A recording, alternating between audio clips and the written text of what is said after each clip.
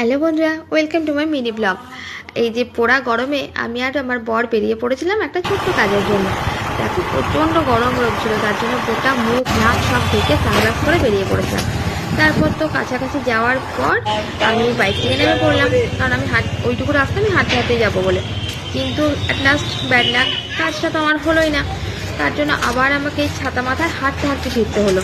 এই যে মুখে রুমাল, মাথায় ছাতা, চোখে সানগ্লাস দিয়ে ফিরছিলাম। ফিরতে ফিরতে দেখলাম ছোটো ছোটো পেয়ারা বিক্রি হচ্ছে, সেগুলো তো কিনে নিলাম। কিনে নিয়ে আবার কিন্তু হাঁটতে লাগলাম। হাঁটতে হাঁটতে আমি কিন্তু গলির ভেতর দিয়ে আসছিলাম, ওখানেই মামামের স্কুল। ওই গলিটা কিন্তু প্রচণ্ড ঠান্ডা, কারণ ওই গলির ভেতর পুরোটাই গাছ ছিল।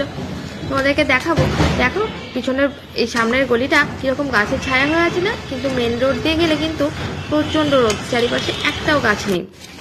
তারপর এই যে চলে আসলাম বাড়ির কাছে, এটা হচ্ছে আমাদের বাড়ি। আর বাড়ির গেট খুলে ঢুকতেই মাম্মাম কিন্তু আমাকে দরজাটা খুলে দিল।